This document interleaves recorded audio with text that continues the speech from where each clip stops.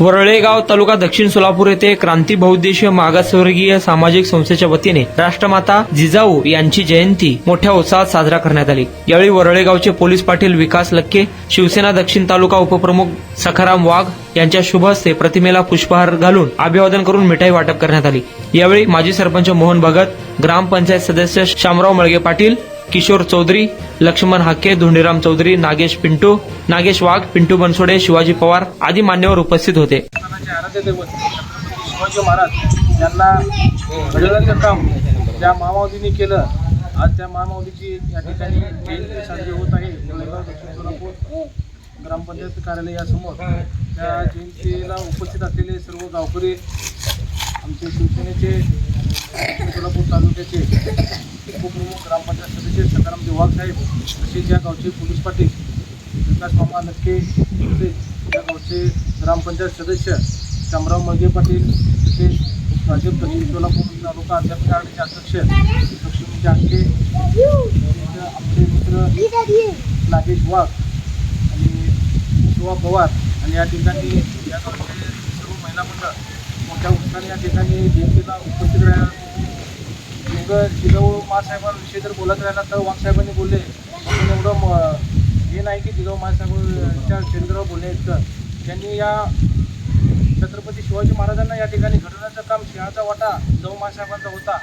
जर आज शिवाजी महाराज जर राहिले नसते तर आपण कुठं राहिलो असतो याची सुद्धा आपण जन्मसुद्धा आपला झाला नसता, कारण या देशावर मोगलाईचं राज्य होतं। ते सर्व या ठिकाणी शिवाजी महाराजांनी कोणतीही स्त्री, कुठल्याही जाती धर्माची स्त्री असो ती आपल्या माते समान असं शिवाजी महाराजांची शिकवण होती। ज्यावेळेस मनुस्मृती ह्या देशामध्ये चालत होती, मनुस्मृतीचा धर डॉक्टर बाबासाहेब आंबेडकरांनी रायगडावरती शिवाजी महाराजांच्या पायथ्याशी जाळा। मनुस्मृती धर काय कशासाठी केलं की कोणतीही स्त्रीला या ठिकाणी सन्मानाने जगता येत नव्हतं, ही शिवरायांची शिकवण होती। म्हणून त्या मनुस्मृतीमध्ये असं नमूद होतं की तुम्ही पर स्त्रीला माते समान मानायचं नाही, कुठल्याही स्त्रीला तुच्छ वागणूक द्यायचं। पण शिवाजी महाराजांच्या काळामध्ये असं होत नव्हतं की पर स्त्री कुठल्याही जाती धर्माची राहायचं, माझ्या माते समान स्त्री राहायची असं म्हणून शिवाजी महाराजांचं चरित्र डोळ्यासमोर ठेवून या डॉक्टर बाबासाहेब आंबेडकरांनी या ठिकाणी या भारतीय राज्यघटना लिहिली आणि ती भारतीय राज्यघटना लिहिली। त्यामुळं या ठिकाणी आपला सर्व स्त्रियांना मान सन्मान या ठिकाणी जगण्याचा अधिकार या ठिकाणी शिवाजी महाराज असतील, डॉक्टर बाबासाहेब आंबेडकर असतील, या सर्वांच्या माध्यमातून या ठिकाणी झालं। आज आपण त्या मायमाऊलीची या ठिकाणी जयंती साजरी करत आहोत, त्यामुळे या सर्वांनी उपस्थित राहिलं त्याबद्दल सर्वांचा या ठिकाणी आभार मानतो आणि माझे दोन शब्द संबोधतो, जय जिजाऊ, जय शिवराय, जय भीम। या ठिकाणी जर आपण विचार केलं तर स्वराज्याची स्थापना छत्रपती शिवाजी महाराजांनी केली आणि 18 पगड जातींना 12 बलुतेदारांना घेऊन या ठिकाणी स्वराज्याची स्थापना केली आणि स्वराज्याची स्थापना छत्रपती शिवाजी महाराजांनी केली। त्या छत्रपती शिवाजी महाराजांना जो जन्म दिला ते आपले माँसाहेब जिजाऊ माँसाहेब।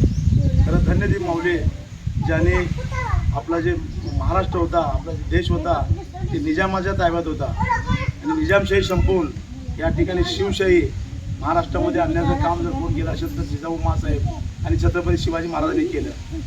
आपण बघितलं एक आदर्श राजा म्हणून छत्रपती शिवाजी महाराजांचं नाव आहे। परस्त्री माते समान मानणारा जगातला एकमेव राजा जर कोण असेल तर ते छत्रपती शिवाजी महाराज होते आणि त्या माँसाहेब जिजाऊ माँसाहेबांच्या आपल्याला अभिमान आहे। खरंच ते धन्यदेव माता आणि धन्यदेव माऊली ज्यांनी शूरवीर छत्रपती शिवाजी महाराजांना जन्म दिला आणि त्यांना जन्म दिल्यामुळेच आज आपण या ठिकाणी सर्वजण स्वाभिमानाने या ठिकाणी आपण जगत आहे।